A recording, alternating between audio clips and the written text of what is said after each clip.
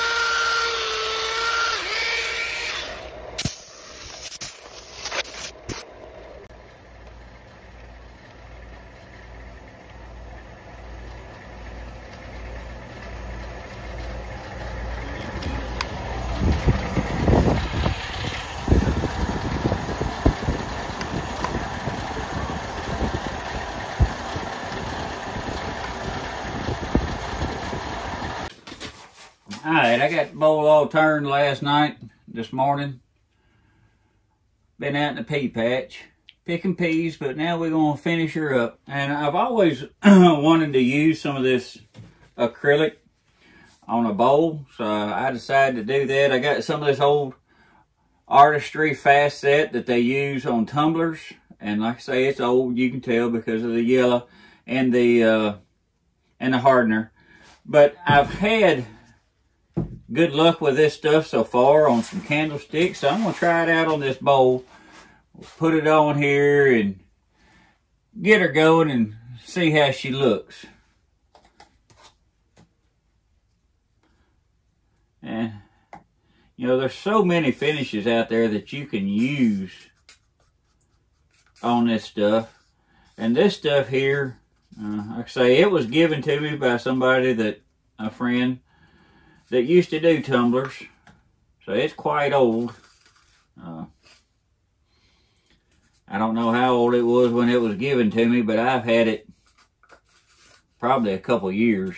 It says it's best used within 6 months, but sometimes that happens and sometimes it don't. Like I say, I've used it on some candlesticks and I really like it. As long as you don't have a bunch of sharp edges. Now, if you get some real sharp edges, you won't when you get done. So, as long as you got some rounded edges, it ought to finish pretty good. Which is why I'm hoping it'll work good on this bowl. And I have a bunch of bug areas in the sapwood, so I'm hoping it'll kind of set into that and seal all that up. But I know it's probably going to take at least 2 coats. Well, it will take at least 2 coats to fill it all in because this is dry. It'll soak it up real good, I'm sure. But we're going to try it out and see. We'll get this stirred up, get it mixed on there, and then go from there.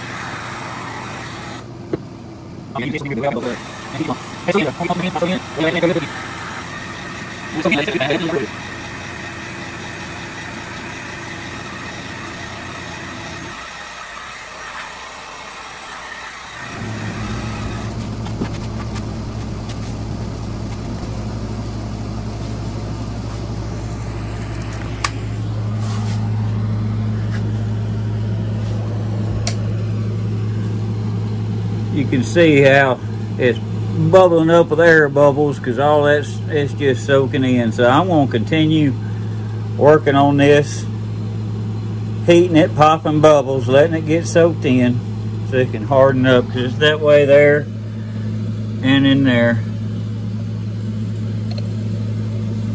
This is going to be time consuming, but all this end grain is really going to soak it up. But that way it'll soak it up good, get it cured good for a day or so, and then I'll sand it down real good and come back. We'll put another one on. Alright, it's been the next day. Y'all can see how all them air bubbles was peeking out of there. We're gonna get out there and sand it down real good, and I'll put another coat of this stuff on there. I guess it's hard to see in there, but it happened on that end grain. We'll go ahead and take care of that. Alright, this is 2 coats on. We still got some end grain poking out there, and a few imperfections from it just soaking it up. So you can see more in here. There you go, you can see that there. So I'm going to sand her one more time and get one more coat, and hopefully that last coat will finish it.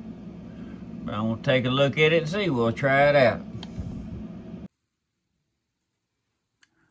Alright, well, I guess I finally got it done. I got 4 coats on this thing. I guess the biggest problem I had with this coating is the air bubbles coming out of the wood. But all in all, even though it was kind of a pain with all the sanding and coating and sanding and coating, I believe it turned out pretty well. See if I can get it off here without dropping it.